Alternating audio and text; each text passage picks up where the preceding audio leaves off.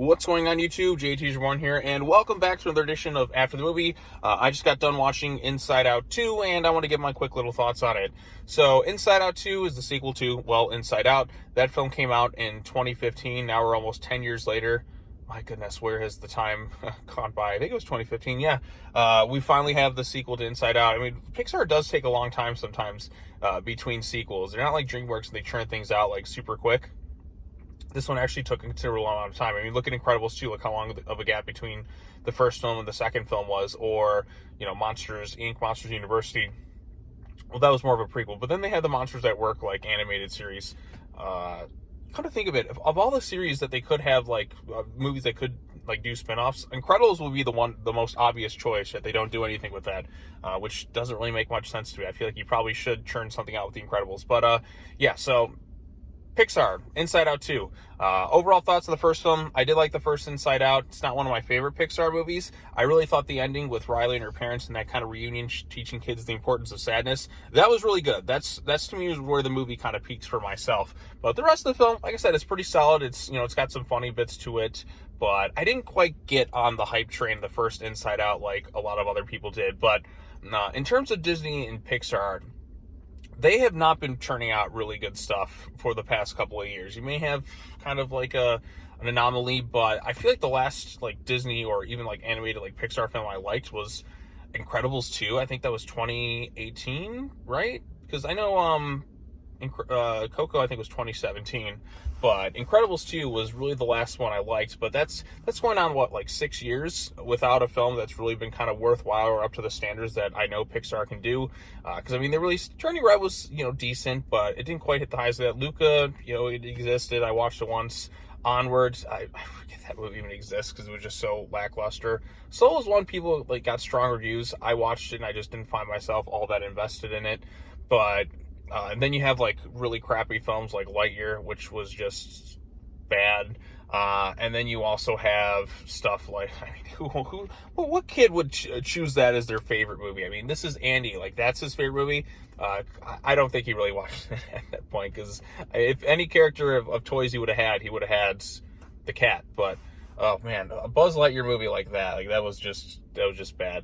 And then of course we had Elemental, which just kind of exists. It was okay. It was, you know, not terrible, but it just kind of went through the motions. But that's my point. Pixar used to have really extremely high standards of quality when John Lasseter was running it, up until, I guess, like from the beginning up to Toy Story 3. And then afterwards, it's been very kind of hit or miss with the studio. They have something that's pretty good, then they'll have something that's just, you know, kind of some forgettable stuff. But they used to have a really high standard of quality. Like Pixar used to be, I guess, the Studio Ghibli of the States, because they were just churning out great movie after great movie. Yeah, the first Cars film was probably like the weakest of that initial batch of films up to Toy Story 3. But other than that, like, I mean, even then, it's like, I still like the first Cars, but it wasn't up to the high standards of the other stuff. But even then, they immediately like went out with like Ratatouille, WALL-E, and they just made great movie after great movie after great movie after great movie. But then again, something kind of happened. It's like they just kind of lost kind of that magic touch for a bit. And Disney and animation in general from the studio just hasn't quite been hitting. I mean, it had things like Wish, what's the other one? Strange Worlds. Like, just the last couple of years, or what was some of the other ones? I mean, just in general, they haven't made anything really, like, worthwhile, I feel like, in quite a long time. So going into this film, like, I went like, okay, let's see how good this one is. And thank goodness, this is a major win for Disney and Pixar, who haven't, like I said, been churning out stuff that I've really enjoyed in quite a while. This is a really good film. I think it's actually better than the first Inside Out. The way they integrate the new emotions and Riley going through puberty, it hits the emotional beats it needs to. The stuff, there's one line about anxiety and kind of how as you get older, like there's just kind of less and less joy in the world, like that realization, like, ooh, that line hit hard. Like, that's the way like Joy kind of talks about it, like that bit right there, that's the scene that kind of hit the hardest for me, because it's just like a slap of like reality in the face. I'm like, gosh, that's right. But I enjoyed the journey it was on. I like the humorous bits to it. I enjoyed seeing how the new emotions were in there. I felt the stakes a little bit more with this thing. I think adding in anxiety and just how it tries to kind of take control over everything, and just kind of the deeper psychological aspects that it kind of explores, and the kind of new worlds that we get within Riley's mind and such. I really liked it, and there is one scene, I think, too, like when they have to like display a panic attack that Riley has to go through. We're just coming to terms with everything all at once. That was really, really good. So don't want to get into too many spoilers, but I think this one was a stronger film than the first one. Like I was more invested throughout. Although I will give the first film the edge on kind of the emotional scene at the end of that movie, like with Riley and her parents. I think that scene hit a little harder than what they had to do in this one, but I think the entire movie was a little bit more interesting here than it was in the first film. Like I said, Riley's growing up. You have the new emotions like anxiety, envy, and embarrassment coming into the mix, and there's a lot of real relatable moments of a kid kind of going their own path and their friends kind of going someplace else while going into high school.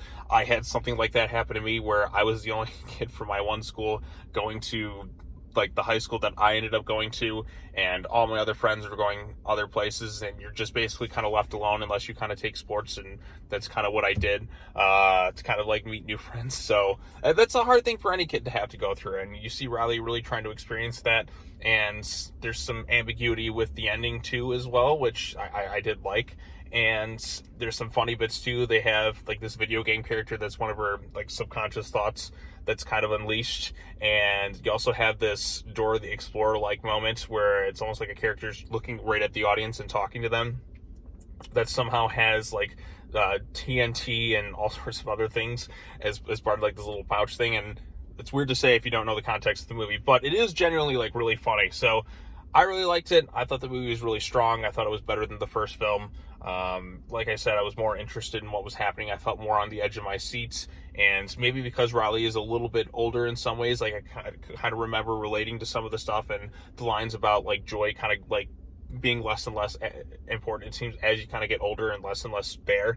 That bit's like hit pretty hard. So I thought this was great. I'm really happy to see. Would I put it in my top 10 Pixar films? I probably put it in, I think I looked at my list, I think I had it at like number 11, but that's because I like the top 10 films a lot more. And Pixar used to be just quintessential, like every movie they would touch would just generally be really good. But like this one was just kind of a return to form for me after like several years of just stuff that I just did not care for. And it's good to see. It's good to see a movie doing well that's actually pretty good. Because like I said, Pixar used to knock this stuff out of the park like crazy. And then post 2010, something happened. I mean, like I said, they had a few, hits here and there, but to reach the peak that they once had back in the day, compared to like where they are now, it's just, it's like night and day. It's like, it's more of an anomaly when that sort of stuff happens. But I really enjoyed this one. I thought it was better than the first one, and I hope they do a third one. If they can keep this level of quality up and maybe even make the third one a little bit better, Riley in her high school years getting ready to go into adulthood, I think that could be pretty good. So we'll see what happens next. But if you haven't seen Inside Out 2, I mean, it's been out for a few weeks now. I'm sure you probably have at this point. It's really solid, and I'm glad. Like I said, I'm glad that this one is good. In terms of the next after the movies, I don't know what's going to be next. Maybe it'll be some other random film that I see, because I like a lot of the stuff. I'm kind of like, maybe I'll wait on Bad Boys. Maybe I'll wait on some of this other stuff. And I think the next thing I probably will see might end up being Deadpool and Wolverine, because this has just been kind of a lackluster summer for the most part. I haven't really even gone to the movies like I want to, because I'm like, like there's not like that big one huge anticipated movie that I really want to see that's just kind of like gnawing at me like from the get-go. So, actually, you know what? Twisters. I really want to see Twisters. I mean, Deadpool and Wolverine I'll go see, but it's not one of those I'm mega hyped for. But I guess the one I want to see the most probably is Twisters this month, and I don't know, or next month, but because it is June right now. So, wow, we're already halfway through the year. Time really flies by when you're having fun. So, all right, well, that's all I have to say. Thanks so much for watching, everybody. I really appreciate it, and I'll talk to y'all later. Peace out.